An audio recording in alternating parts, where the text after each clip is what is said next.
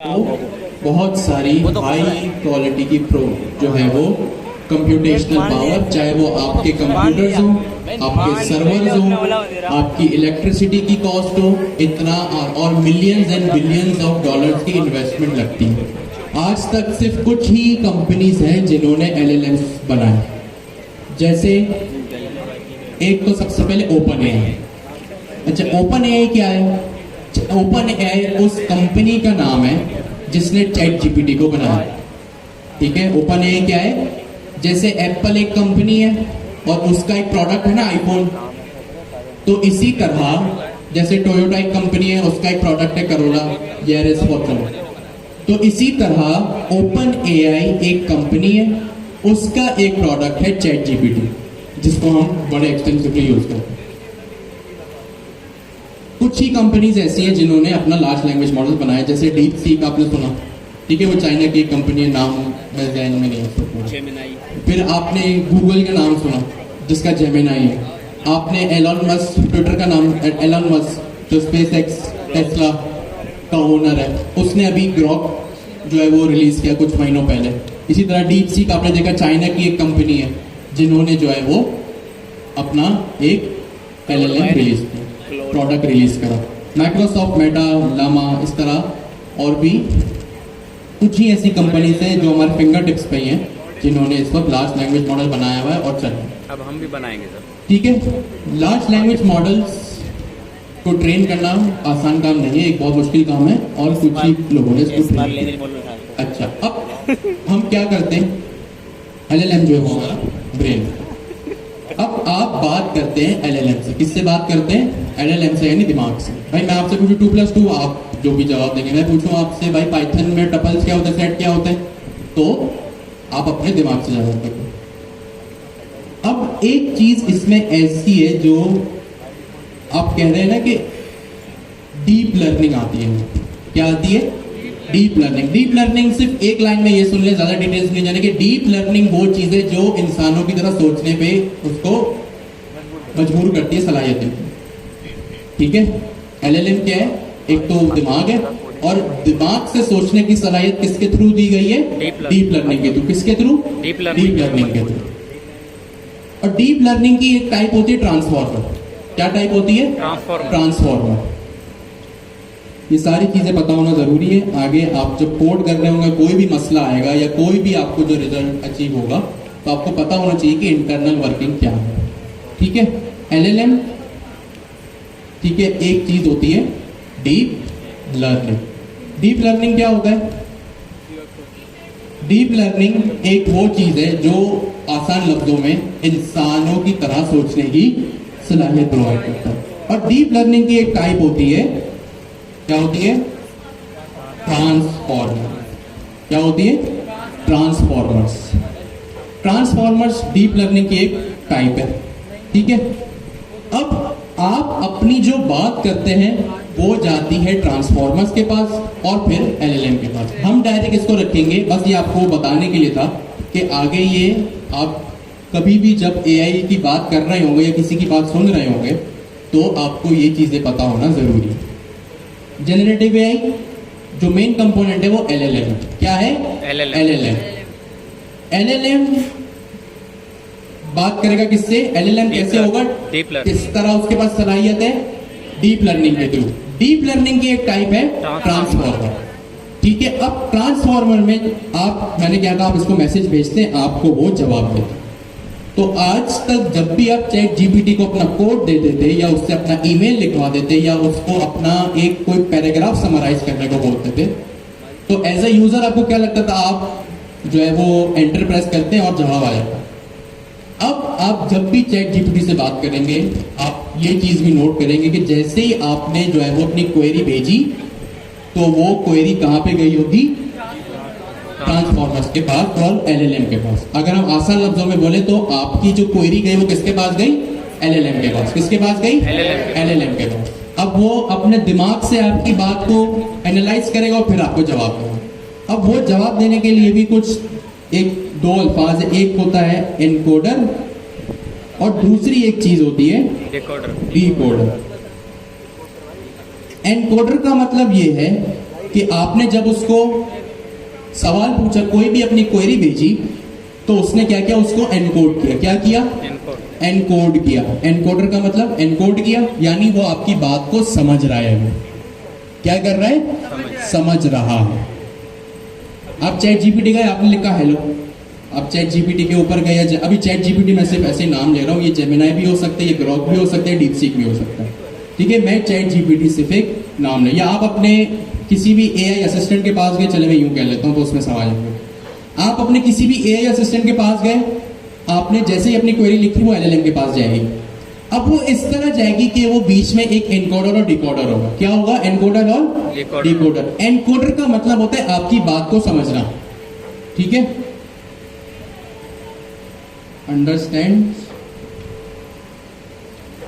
User query, ठीक है।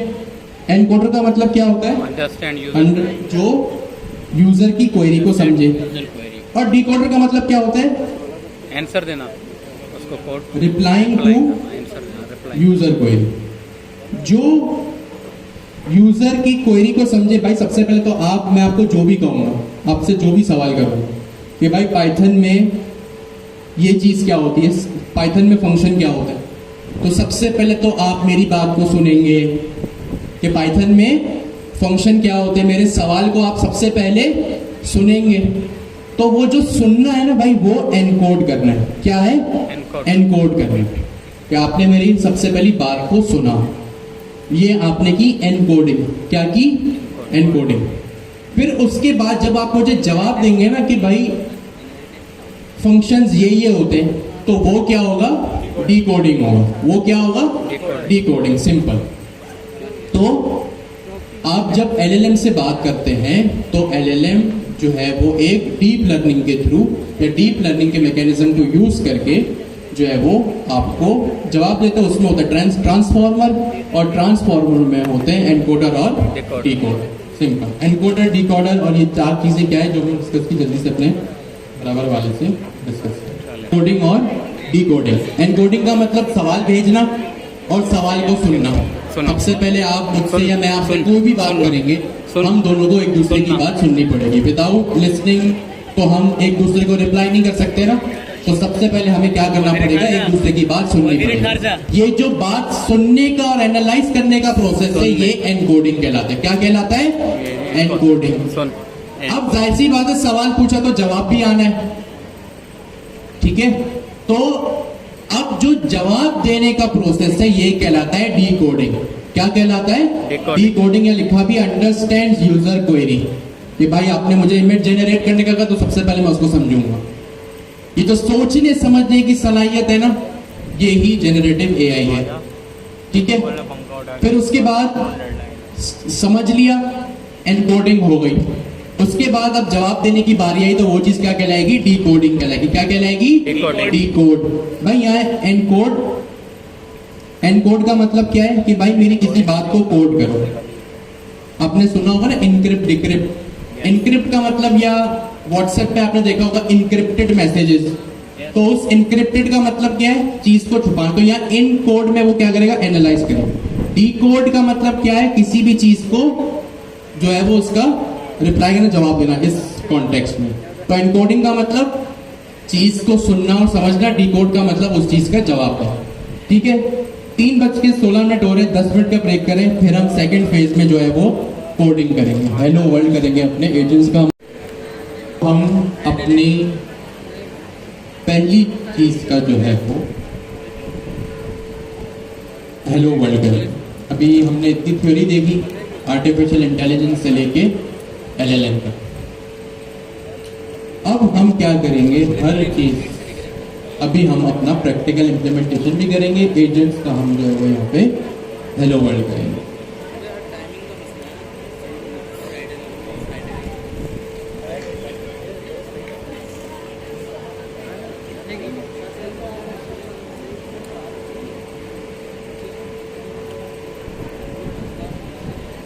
अभी जो हम काम कर रहे हैं वो सिंपल एक पाइथन की फाइल जैसे हम आज तक नॉर्मल बनाते थे, और डायरेक्ट उसमें हम अपना फ्रेमवर्क की लाइब्रेरी को इंस्टॉल करें, फ्रेमवर्क को इंस्टॉल करेंगे।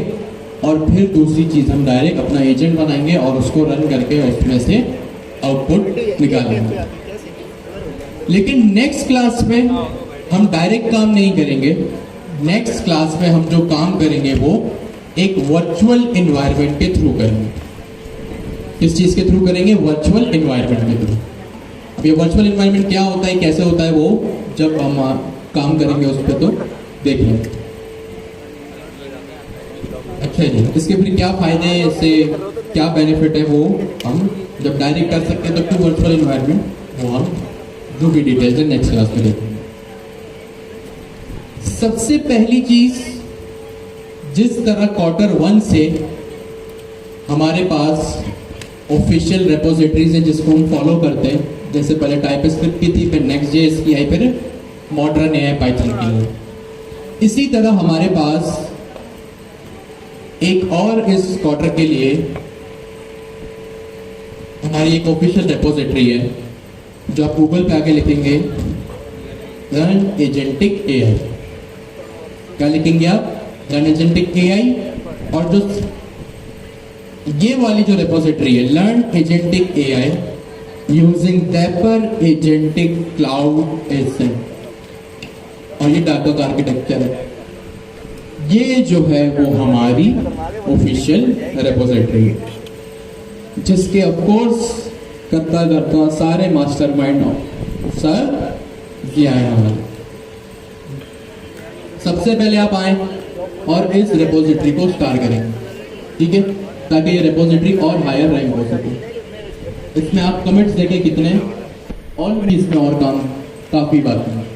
ये पूरी यहाँ पे इसकी जो है वो अबाउट लिखी हुई है, और ये वो टीम मेंबर्स हैं जिन्होंने इस रेपोजिटरी को तैयार किया, ठीक है। सरजिया की टीम है पूरी जो सरजिया के साथ काम करती है। इसमें सरजिया हैं, कासिम भाई है, अमीन भाई हैं, और भी बहुत सारे टीचर्स हैं।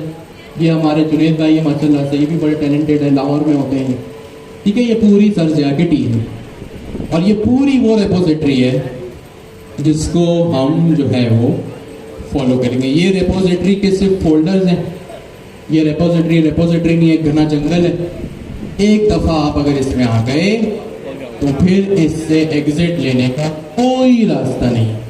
ये इतनी डीप है, इसमें एजेंट्स एआई भी है, इसमें क्लाउड भी है, इसमें एआई फर्स्ट भी है, क्लाउड फर्स्ट भी है, और इसमें डाटा का आर्किटेक्चर भी है, इसमें हर चीज़ मौजूद है, और ये भी अभी इवॉल्व भी कर रही है। ठीक हो गया जी। तो सबसे पहले यहाँ पे कुछ स्टेप्स हैं, लेट्स गेट स्टार्टेड। इसमें कुछ थ्योरी लिखी हुई कि कब आपको कौन सा एआई मॉडल क्यों चूज करना चाहिए। फिर इसमें ओपन है एजेंट्स की कुछ कोडिंग की हुई है डायरेक्टली, जो डॉक्यूमेंटेशन से भी आपको मिलेगी। फिर ओपन एआई की एपीआई है, और जो है यहाँ पे जो सबसे पहली चीज जो जिसमें अभी हम स्टडी करेंगे वो step 01 AI agents first. Step 01 को हम यहाँ से स्टडी करेंगे, और यहाँ पे हमारे पास बहुत सारे स्टेप है, सोम, UV, open router, lite LLM, hello.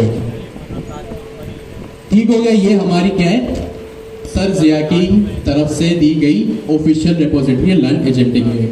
अब जाहिर सी बात है हम क्लास में भी कुछ कोडिंग करेंगे, तो हमारी भी क्लास की एक रेपोजिटरी होनी चाहिए।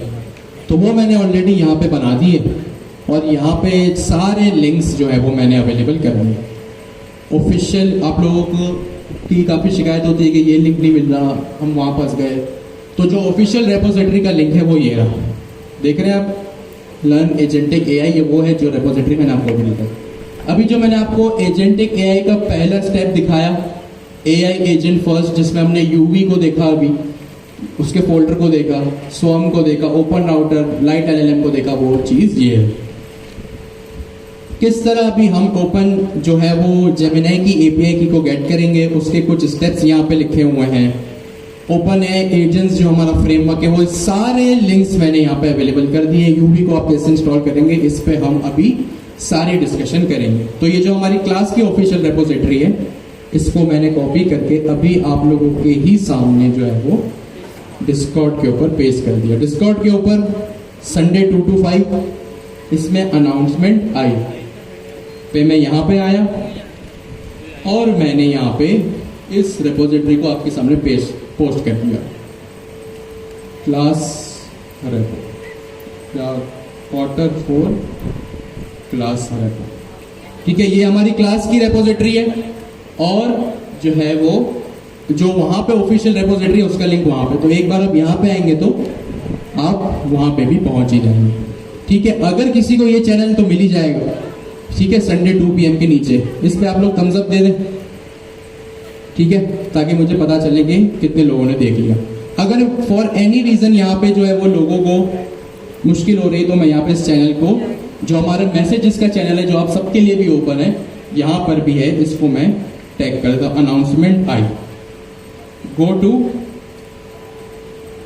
Sunday afternoon announcement channel. ठीक है, अब जैसे आप अनाउंसमेंट आई पे क्लिक करेंगे, देखिए मैंने इस पे क्लिक करा तो मैं यहाँ पे आऊँगा। ठीक है, तो यहाँ पे आप लोग इसको देख सकते हैं। तो हमारी क्लास की रेपोजिटरी का लिंक भी मैंने आप लोगों को ऑलरेडी प्रोवाइड कर दिया। अब हम करते हैं यहाँ पे क्या चीज भाई, अपना हेलो वर्ल्ड। अब उसके लिए कुछ स्टेप्स लगेंगे। अभी हम डायरेक्ट कोडिंग, हमारे पास ऑप्शन है कि या तो हम गूगल कोलैब में करें या हम VS कोड में करें, आपकी मर्जी। अब सबसे पहली बात, जब भी हम एजेंट बनाएंगे तो एजेंट, अभी मैं बताऊंगा क्या होता है, 1-2 लाइन में, ज्यादा लंबी। एजेंट के लिए सबसे पहली चीज जरूरी होगी, आपको कोई मॉडल सेलेक्ट करना पड़ेगा। अब हम उसमें भी, या कोई जो है वो आप लोगों को कोई प्लेटफॉर्म सेलेक्ट करना पड़ेगा, जैसे चैट या AI असिस्टेंट सेलेक्ट करना पड़ेगा, जैसे चैट GPT का हो गया या गूगल जेमिनी का हो गया। उसके भी कुछ मॉडल्स हैं, हम वो भी देख लेंगे। उन मॉडल्स के लिए आपको API की चाहिए होगी, अभी मैं वो भी करके दिखाऊंगा। और सबसे पहले जाहिर सी बात है, आप जब जेमिनी के सर्वर पे या ओपन AI के सर्वर पे रिक्वेस्ट भेजेंगे, ऑफ कोर्स हम API यूज करेंगे या जो भी क्लास यूज करेंगे उसके पीछे इंटरनल वर्किंग API है। तो आप लोगों को ये बात पता है, कभी भी किसी भी सर्वर से कम्युनिकेट करने के लिए आपको इंटरनेट की जरूरत होती है। तो ये काम आपका विदाउट इंटरनेट, चाहे आप यहाँ हो या घर पे हो, विदाउट इंटरनेट ये काम नहीं होगा। ठीक है, क्योंकि हम क्या कर रहे हैं, ओपन AI के सर्वर पे या गूगल के सर्वर पे या डीपसीक के सर्वर पे रिक्वेस्ट भेज रहे हैं और वो हमको रिस्पॉन्स दे रहा है। ये चीज तो हमने Q2 में भी पढ़ी थी। जब भी रिक्वेस्ट रिस्पॉन्स API की बात होगी तो जाहिर सी बात है, सर्वर टू सर्वर से कम्युनिकेशन करने के लिए हमें एक इंटरनेट की जरूरत होती है। क्यों होती है? क्योंकि वो HTTPS प्रोटोकॉल्स होते हैं और HTTPS तो इंटरनेट पे ही वो चलता है। उसको नेटवर्क जब तक ना हो मिलेगा कैसे चलेगा। ठीक है, तो सबसे पहली चीज ये काम भी मैंने हमारी जो क्लास की ऑफिशियल रेपोजिटरी, जो हमारी क्लास की संडे आफ्टरनून की रेपोजिटरी है, उसमें ये काम कर रखा है। सबसे पहले दोनों लिंक्स मैंने आपको प्रोवाइड कर दिए। फिर यहाँ पे बात आती है गूगल जेमिनी की। आप ओपन AI की को भी इस्तेमाल कर सकते हैं, आप जेमिनी की को भी इस्तेमाल कर सकते हैं। अब ओपन AI की जो यहाँ पे API की है वो पेड है। पहले वो फ्री में देते थे, आज से 2 साल पहले, बट अब उन्होंने क्या किया, उसको पेड कर दिया। यानी अब आपको अगर उसकी API की चाहिए तो आपको $20 पे करने पड़ेंगे, जो कि तकरीबन पाकिस्तानी 5,700 रुपये बनते हैं। ठीक है, तो आपके पास ये भी ऑप्शन है, जो 4-5 दोस्त हैं यहाँ पे, वो आपस में $5-5 $4-4 जमा करें और $20 की एक API की खरीद लें।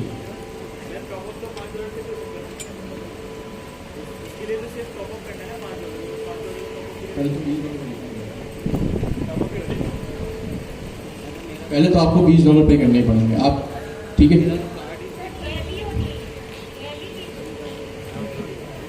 अलग अलग तरह के मॉडल्स होते हैं और उसके हिसाब से वो चार्ज करते हैं।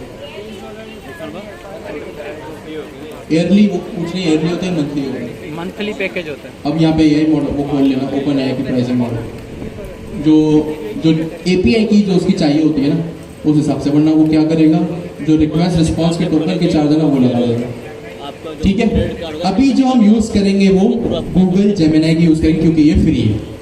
ठीक है, अब आप इसमें जितनी भी रिक्वेस्ट भेजे, जितना भी रिस्पॉन्स भेजे, ये हमेशा फ्री है। ये जो है वो आपको कभी भी चार्ज, हाँ गूगल जेमिनी के भी कुछ पेड मॉडल्स हैं, लेकिन ओपन AI के सारे पेड है। ऐसा नहीं कि जेमिनी के सारे फ्री हैं, कुछ फ्री है कुछ पेड है। लेकिन हम जो फ्री मॉडल्स है वो भी बहुत अच्छी ट्रेनिंग है, उनकी भी ट्रेनिंग बहुत अच्छी हुई है और उनसे हमारा काम चल सकता है। ठीक है, तो सबसे पहले आप आएंगे, यहाँ मैंने लिंक प्रोवाइड किया हुआ है अपनी संडे आफ्टरनून की रिपोजिटरी में। आप यहाँ पे आएंगे गूगल AI स्टूडियो में। जैसे ही मैं यहाँ आया तो मेरे पास मैं इस पेज पे आ जाऊंगा।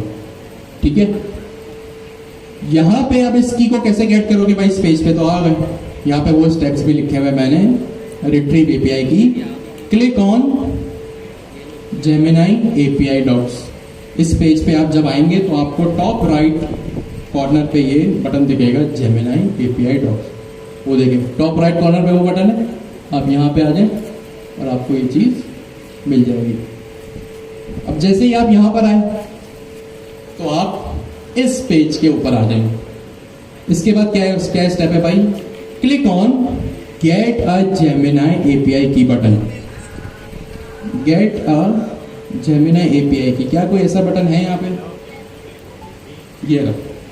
ठीक है, तो यहाँ पे आपने क्या किया, इस पे क्लिक करा। ठीक है, आपने यहाँ पे क्लिक किया और आप यहाँ पे इस पेज के ऊपर आ गए।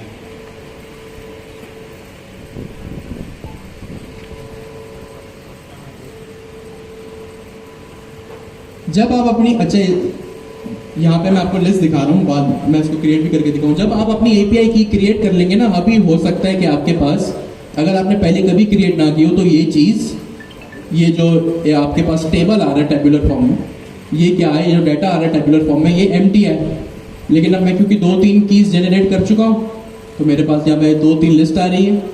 ठीक है, यहाँ पे एक बटन है क्रिएट API की का, ये स्टेप भी मैंने यहाँ पे लिखा हुआ है।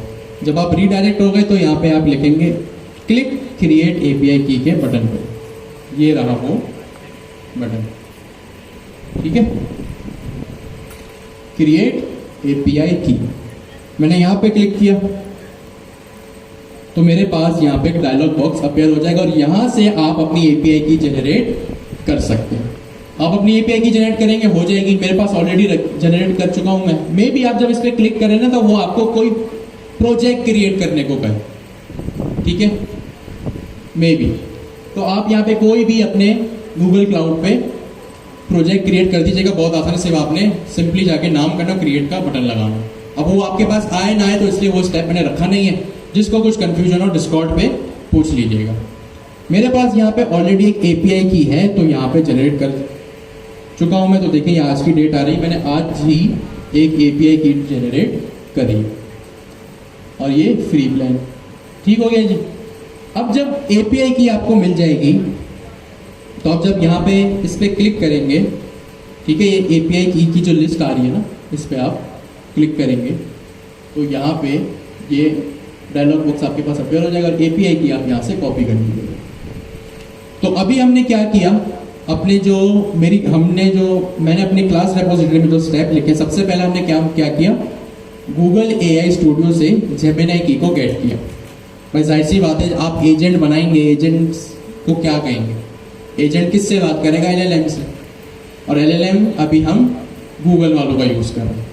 ठीक है, तो इसके लिए API की तो चाहिए होती है। API की आपने क्वार्टर 2 में भी देखा है, तो उसका क्या सिग्निफिकेंस। API की इज लाइक अ पासवर्ड। जैसे आपको अगर अपना फेसबुक, इंस्टाग्राम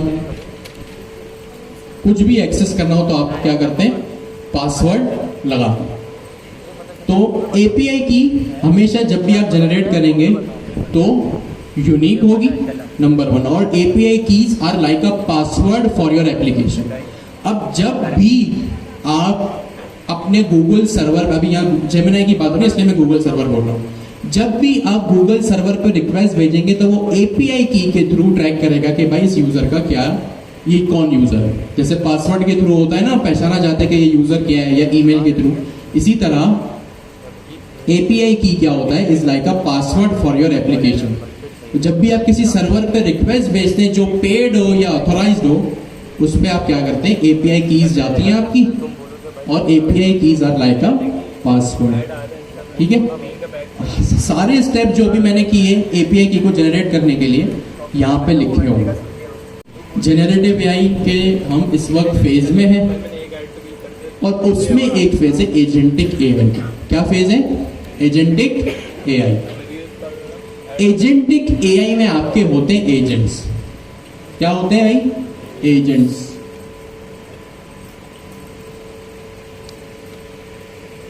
ठीक है, क्या होते हैं? एजेंटिक एआई में होते हैं आपके एजेंट्स। अब ये एजेंट्स आपके सॉफ्टवेयर एप्लीकेशंस की शक्ल में भी हो सकते हैं और रोबोट्स या किसी मशीन्स की सूरत में भी हो सकते हैं। हम जो एजेंटिक एआई करेंगे वो सॉफ्टवेयर एप्लीकेशंस की सूरत में हम अपने एजेंट्स बनाएंगे। अब रोबोट्स की सूरत में भी आगे चल के, जैसे अभी अगर आप सर्च करेंगे ना, रिसर्च करेंगे तो ROS यानी रोबोट ऑपरेटिंग सिस्टम, जिसको ह्यूमनॉइड रोबोट्स कहते हैं, उस फेज में भी आपको या उस शक्ल में भी आपको अपने एजेंट्स मिल सकते हैं। एजेंटिक एआई में क्या होते हैं भाई? सिंपल एजेंटिक में ही एजेंट है, तो इससे नाम यूं याद रख ले कि भाई इसमें आप एजेंट बनाएंगे अपने। क्या बनाएंगे? एजेंट। अब ये एजेंट आपके वेब एप्लीकेशन या सॉफ्टवेयर बेस्ड भी हो सकते हैं या ROS रोबोट ऑपरेटिंग सिस्टम भी हो सकते हैं, किसी भी फेज में हो सकते हैं। ठीक है, अब यहां पे एजेंट का क्या मतलब है? एजेंटिक एआई में क्या होते हैं? एजेंट। क्या होते हैं? एजेंट। अब एजेंट का क्या मतलब है? अगर आप अपनी डेली लाइफ में लेफ्ट राइट देखें ना, तो एजेंट आज भी है, लेकिन वो कैसे? बिल्कुल हमारी तरह दिखने वाले इंसान। अभी हम एजेंटिक एआई क्या करने जा रहे हैं? सॉफ्टवेयर की सूरत में, एप्लीकेशंस की सूरत में बनाने जा रहे हैं। आज के दौर में भी एजेंट्स हैं, लेकिन वो हमारी तरह ही है। अब ये क्या बात हुई कि भाई आज भी एजेंट्स हैं? जैसे रियल एस्टेट एजेंट। अब एजेंट क्या होता है और कैसे रियल एस्टेट एजेंट एक एजेंट है हमारा? एजेंट आपका जो होता है ना, वो एक स्पेसिफिक टास्क को परफॉर्म करने के लिए बनता है। ये एजेंट की डेफिनेशन है, वन लाइन। ठीक है, एजेंट्स क्या होते हैं? जो आपके स्पेसिफिक डिफाइंड किए हुए टास्क को परफॉर्म करें। अब आज के दौर में भी एजेंट्स है, जैसे रियल एस्टेट एजेंट का क्या काम होता है? प्रॉपर्टी। आपने कहा मुझे एक घर खरीदना, ठीक है, आपने क्या कहा? मुझे घर खरीदना है। तो अब उस रियल एस्टेट एजेंट का ये काम है कि वो आपको घर खरीदते हुए क्या करे? आपको घर ढूंढ के दे। तो ये उसका काम है। हर एक एजेंट किसी एक स्पेसिफिक टास्क के लिए हो। क्या कहा मैंने? हर एक एजेंट किसी एक स्पेसिफिक टास्क के लिए होगा। और आज की दौर, अगर ये भी मैं एजेंटिक एआई के अभी जो हम एजेंट्स बनाएंगे उसमें कह रहा हूं, लेकिन अगर आज जो एजेंट्स हैं हमारे पास, वो भी एक स्पेसिफिक टास्क को ही परफॉर्म करते हैं। जैसे अगर आपका कोई रियल एस्टेट एजेंट है, तो वो क्या करेगा? आपको प्रॉपर्टी डील करने में हेल्प करेगा। ठीक है, ये उसका काम है, यानी वो आपका एजेंट है। आपने एक चीज, एक सेंटेंस ये भी सुन रखा होगा, सपोज आपने कोई भी एक गाड़ी खरीदी या बाइक खरीदी। अब आप गाड़ी बाइक जब खरीदते हैं तो क्या करते हैं? आपको जो वो शोरूम वाला है ना, वो एक सेंटेंस कहता है कि मेरा एजेंट आपको आपकी गाड़ी आपके नाम पे ट्रांसफर करके देगा। ठीक है, यानी उस एजेंट का क्या काम है? कार की ओनरशिप को ट्रांसफर करना। इसी तरह स्टॉक एक्सचेंज में भी कुछ एजेंट्स होते हैं, मुख्तलिफ जगहों पे एजेंट्स हो सकते हैं कि भाई मेरा ये एजेंट है, ये काम करेगा, वो एजेंट है, वो काम करेगा। ठीक है, तो अभी जो हम एजेंट बनाएंगे वो क्या करेगा? एक स्पेसिफिक टास्क ही परफॉर्म करेगा। लेकिन जब भी आप प्रोग्रामिंग करें तो उसको साफ सुथरा रखें। ऐसा नहीं एक जगह से चार काम हो रहे हैं, चाहे वो, और ये हर जगह अप्लाई होता है। चाहे आप जावास्क्रिप्ट या पाइथन में कोई सिंपल सा फंक्शन बनाए, या आप ऑब्जेक्ट ओरिएंटेड जो हमने पिछले 2 क्लास में पढ़ी उसमें कोई क्लास बनाए, या आप अभी एजेंटिक एआई जब डेवलपमेंट करेंगे तो उसमें कोई एजेंट बनाए। एक चीज याद रखिएगा कि एक एजेंट एक कोई चीज एक ही काम करेगी, चाहे वो आपका पाइथन का फंक्शन हो, ऑब्जेक्ट ओरिएंटेड की कोई क्लास हो, या एजेंटिक एआई की कोई एजेंट हो। जैसे रियल एस्टेट एजेंट आपको प्रॉपर्टी ही ढूंढ के देगा, अगर आप उसको अपने स्टॉक एक्सचेंज से रिलेटेड कोई काम बोलेंगे ना तो वो नहीं करेगा, ठीक है। अगर आप उसको क्रिप्टो करेंसी से रिलेटेड कुछ काम बोलेंगे वो नहीं करेगा। अगर आप उसको बोलेंगे मेरी गाड़ी की ओनरशिप ट्रांसफर कर दो, वो नहीं करेगा, ठीक है। तो कोशिश करें जब भी एक एजेंट बनाए उससे एक ही काम करें। अगर आपकी एप्लीकेशन ऐसी है जिसमें मल्टीपल एजेंट्स या मल्टीपल काम करवाने तो उसमें मल्टीपल एजेंट्स लगेंगे, फिर वो मल्टी एजेंट एप्लीकेशन कहलाएगी। वो हम आगे जाके देखेंगे जब हम कुछ क्लासेस बाद मल्टी एजेंट पढ़ेंगे। मल्टी का मतलब एक से ज्यादा, ठीक है। तो एजेंटिक एआई में एजेंट्स होते हैं और एजेंट का मतलब होता है एक स्पेसिफिक काम को परफॉर्म करना, ठीक है। तो जरा अपने बराबर से डिस्कस करें कि एजेंटिक एजेंट्स क्या होते हैं। इसके लिए वाइट थी वही पण गर्मी लगेगी मुझे लगेगी और खरीद लगेगा, ठीक है जी। तो एजेंट्स आपके स्पेसिफिक टास्क को परफॉर्म करते हैं, जो टास्क आप उनको बताते हैं परफॉर्म करने को, ठीक है। अब हम एजेंट्स कैसे बनाएंगे, हम एक फ्रेमवर्क यूज करेंगे एजेंटिक एआई का। आपके पास मुख्तलिफ फ्रेमवर्क्स हैं, ठीक है। सबसे पहले लैंग्राफ, दूसरी चीज क्रियो एआई, ये दूसरा फ्रेमवर्क। तीसरा फ्रेमवर्क ऑटोजेन, चौथा गूगल एजेंट डेवलपमेंट किट और तीसरा ओपन एआई एजेंट्स एसडीके, ठीक है। ये क्या है,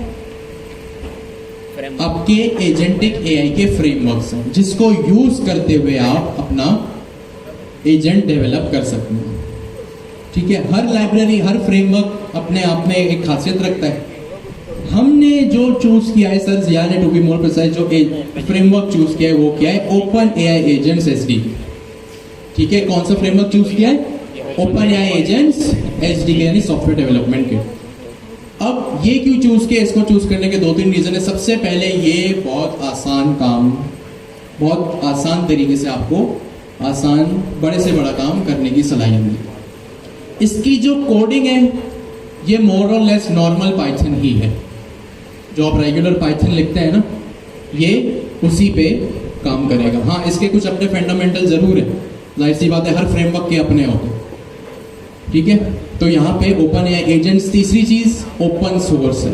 ओपन सोर्स का मतलब जिन लोगों ने इसको बनाया है, जाहिर सी बात है बनाते हुए कोड तो लिखा होगा, तो उन्होंने क्या किया, उस main open AI agents framework के कोड को दुनिया के लिए गिटहब के ऊपर अवेलेबल कर दिया, ठीक है। तो ये ओपन सोर्स है। ओपन सोर्स का मतलब क्या होता है, जिसने जो कोड लिखा हो वो कोड दुनिया को गिटहब के ऊपर अवेलेबल हो और दूसरे डेवलपर्स भी, जैसे आप लोग, मैं, दुनिया का कोई भी डेवलपर उसमें कंट्रीब्यूट कर सकता हो या उसमें कोई भी फीचर डेवलप कर सकता हो, कोई भी स्मॉल करेक्शन कर सकता हो, ठीक है, कोई भी चीज ऐड कर सकता हो। यानी बनाया प्रोजेक्ट किसी और है, और ने है, लेकिन हर बंदे के लिए दुनिया में अवेलेबल है कि वो इस पे अपना काम कर सके। अब चाहे वो कोई करेक्शन हो, कोई जो है वो एक नया फीचर डेवलप करो, कुछ भी हो, ठीक है। तो ओपन सोर्स का मतलब ये होता है। हम इस वक्त जो काम करेंगे ओपन एआई एजेंट्स एसडीके पे करेंगे। हमने सबसे पहले क्या काम किया, हमने सबसे पहले जो काम किया वो किया था अपनी एपीआई की को हमने रिट्रीव किया था। क्या किया था, अपनी एपीआई की को हमने यहाँ पे रिट्रीव किया, ठीक है। जाहिर सी बात है, सर्वर पे किसी के रिक्वेस्ट भेजेंगे और उसको ऑथराइजेशन की जरूरत है तो एपीआई की, या ऑथेंटिकेशन की जरूरत है तो एपीआई की लगेगी। अब हम क्या करते हैं, हम जो अपना फ्रेमवर्क है उसके डॉक्यूमेंटेशन पे आते हैं। हमारे फ्रेमवर्क का क्या नाम है, ओपन एआई एजेंट्स एसडीके। ये देख सकते हैं अभी जो मैंने बात कही कि भाई इन्होंने अपना कोड दुनिया के लिए गिटहब के ऊपर अवेलेबल कर दिया, तो ये रहा उसका यूआरएल। अब जैसे गूगल पे लिखेंगे ओपन एआई एजेंट्स एसडीके, दूसरा तीसरा लिंक जो आएगा वो इनकी गिटहब रिपोजिटरी का है, और जो ये पहला लिंक है ये इनकी ऑफिशियल डॉक्यूमेंटेशन का है। ये भी मैंने जो है वो हमारी क्लास की जो ऑफिशियल रिपोजिटरी है यहाँ पे मैंने आपको लिख दिया। आप यहाँ से भी आ सकते हैं या गूगल पे सर्च करके आएंगे, ठीक है। तो मैं यहाँ पे ओपन एआई एजेंट्स एसडीके की मेन डॉक्यूमेंटेशन का जो काम होगा अभी हम यहीं से करेंगे, और आगे भी जो हमें चीज़ें पढ़नी है वो हम यहीं से पढ़ेंगे। मैं यहाँ स्लाइड फ्रेमवर्क पे आया, इसकी डॉक्यूमेंटेशन पे आया, मैं आ जाऊँगा क्विक स्टार्ट के ऊपर कि भाई जल्दी से मुझे जो है वो मेरा प्रोजेक्ट डेवलपमेंट स्टार्ट करनी है। यहाँ पे सबसे पहले इसने वर्चुअल इन्वायरमेंट बनाया। वर्चुअल इन्वायरमेंट हम नेक्स्ट क्लास में बनाएंगे, बल्कि नहीं, आप घर से बना के आएंगे, ठीक है। कैसे बनाना है, क्या बनाना है, मैं आपको भी सब बता दूंगा। फिर वर्चुअल इन्वायरमेंट बनने के बाद एक्टिवेट भी होता है, वो भी हम डिस्कस कर लेंगे। और यहाँ पे जो आपको एक मेन चीज है वो पिप इंस्टॉल ओपन एआई एजेंट्स। क्या चीज लिखी है यहाँ पे, पिप इंस्टॉल ओपन एआई एजेंट्स क्या करेगा, हमारे ओपन एआई एजेंट्स के फ्रेमवर्क को हमारे प्रोजेक्ट में इंस्टॉल कर देगा। क्या कर देगा, इंस्टॉल कर देगा। तो यहाँ पे मैंने इस कमांड को कॉपी किया और अपने टर्मिनल में लाके मैंने यहाँ पे इसको पेस्ट कर दिया। सॉरी यहाँ नहीं, यहाँ पे रेडमी नोट 13, ठीक है। यहाँ पे मैंने क्या किया, इसको पेस्ट कर दिया। अब क्योंकि मेरे पास ये ऑलरेडी इंस्टॉल हुआ है तो यहाँ पे मेरे पास लिखा हुआ है रिक्वायरमेंट्स ऑलरेडी सेटिस्फाइड। इसका मतलब ये चीज मेरे पास पहले से इंस्टॉल है। आप करेंगे तो मुश्किल से ये 1 मिनट जो है वो आपके मांगेगा। तो हमने यहाँ पे क्या की, 2 चीजें करी इसमें। क्रिएट एपीआई की फ्रॉम गूगल, ठीक है। ये पहला काम हमने किया। और ये किस तरह हमने एपीआई की को गेट किया, ये वहां पर ऑफिशियल रिपोजिटरी में लिखा हुआ है। दूसरा काम हमने क्या किया, इंस्टॉल ओपन एआई एजेंट्स। इसकी ऑफिशियल रिपोजिटरी में से आपको ये कमांड मिल जाएगी। मैं आप लोगों के लिए यहाँ भी पेस्ट कर देता हूँ ताकि आप जैसे ही इस क्लास रिपोजिटरी को देखें आपको सबसे पहली चीज यहाँ पे मिल जाए, ठीक है। इस कमांड को कॉपी पेस्ट करेंगे, फ्रेमवर्क इंस्टॉल हो जाएगा, ठीक है। 2 काम अभी तक हमने किए, एक एपीआई की उठाई और अभी दूसरा काम हमने अपने फ्रेमवर्क को इंस्टॉल करा। अब मेरे पास ये फ्रेमवर्क इंस्टॉल हो गया। तीसरा काम मैं यहाँ पे क्या करूंगा, मैं यहाँ पे .env में आऊंगा, ठीक है। .env में मैं आया और मैंने लिखा जेमिन। अपने इन्वायरमेंट .env में क्या होता है, इन्वायरमेंट वेरिएबल सेट होते हैं। क्या होते हैं, इन्वायरमेंट वेरिएबल सेट होते हैं। अब इन्वायरमेंट वेरिएबल्स या सीक्रेट की या एपीआई की वो चीजें हैं जो आपकी सीक्रेट होती है, जो किसी के हाथ नहीं लगनी चाहिए। भाई सपोज अगर ये आपका पेड एपीआई की होती है, अगर ओपन एआई एजेंट्स की या ओपन एआई वालों से अगर आपने $20 देके खरीदी और किसी ऐसे हाथ में लग गई जो वो यूज करे जा रहा है, तो आपको कितना बिल आ जाएगा, या आपके सारे टोकन्स खत्म हो जाएंगे, ठीक है। तो यहाँ पे आपने इन्वायरमेंट वेरिएबल को जहन में रखेगा, इस तरह सेटअप करना है। आपने यहाँ पे लिखा open Gemini API key is equals to double quotations में या विदाउट कोटेशंस, ठीक है। यहाँ पे आप कोटेशंस में रख लें। और जो कि वहां पे जनरेट हुई थी ना अभी, जो आपने थोड़ी देर पहले जनरेट की, यहाँ पे इस तरह से मैंने यहाँ पे लाके कॉपी करके इसको पेस्ट कर दिया, ठीक है। क्या किया, यहाँ पे मैंने इसको पेस्ट कर दिया। अब यहाँ पे मेरे पास ये की आ गया, 3 चीजें हुई। एपीआई की को रिट्रीव किया, एजेंट्स को डाउनलोड किया और ईएनवी में इसको यहाँ पे लगा दिया। अप्लाई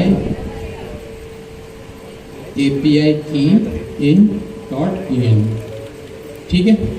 ये सारी चीजें मैं जो स्टेप यहाँ पे लिख रहा हूँ इसका स्क्रीनशॉट लेके भी मैं अपने पास आपको रिपोजिटरी में अवेलेबल कर दूंगा। अब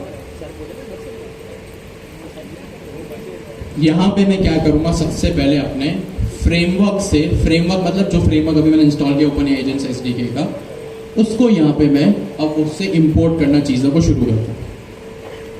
डॉक्यूमेंटेशन को देखते देखते चलते हैं, ऐसा ना कोई चीज़ मिस हो जाए।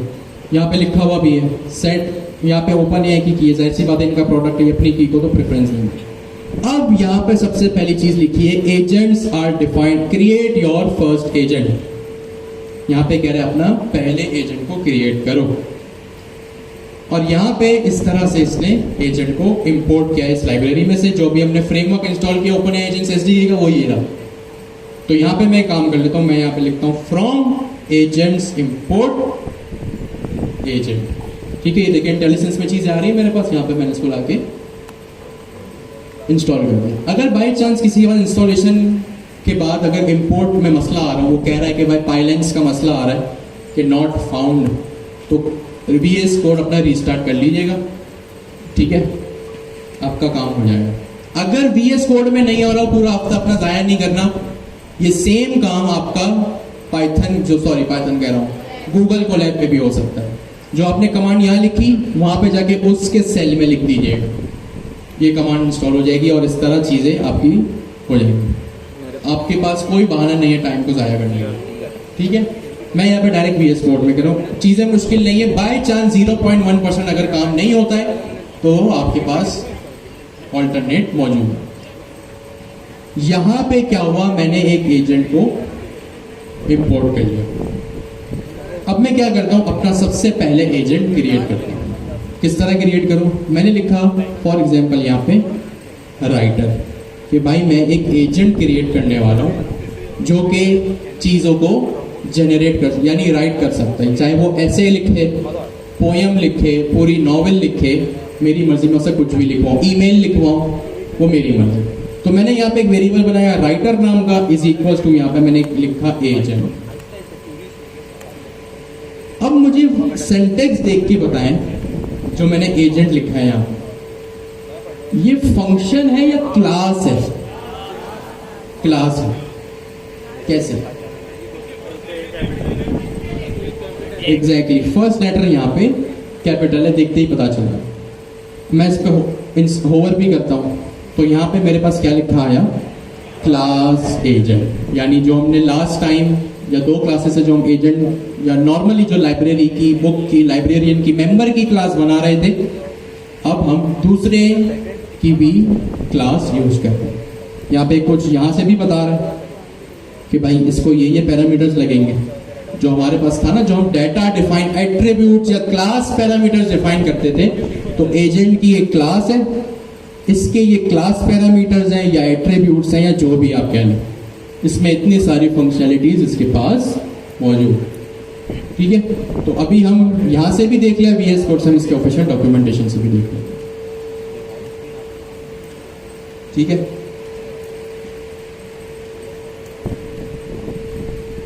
एजेंट नाम की क्लास है। सबसे पहले इसने क्या लिखा है, एक सेंटेंस यहाँ पे लिखा था ऊपर, agents are defined with instructions, a name, optional config such as model config के बारे में। जो मेन 2 चीजें होती है जब भी आप एक एजेंट को डिफाइन करते हैं, जब कभी भी आप एक एजेंट को डिफाइन करते हैं तो सबसे जो 2 मेन चीज होती है वो एक एजेंट का नाम होता है, दूसरी चीज उसके इंस्ट्रक्शंस होंगे। क्या होते हैं? इंस्ट्रक्शंस। किस तरह होंगे यहाँ पे नेम का एक एट्रीब्यूट है और इंस्ट्रक्शंस का। तो यहाँ पे मैं एजेंट की क्लास में आया, यहाँ मैं सबसे पहले इसको नाम लिखा है। ये नाम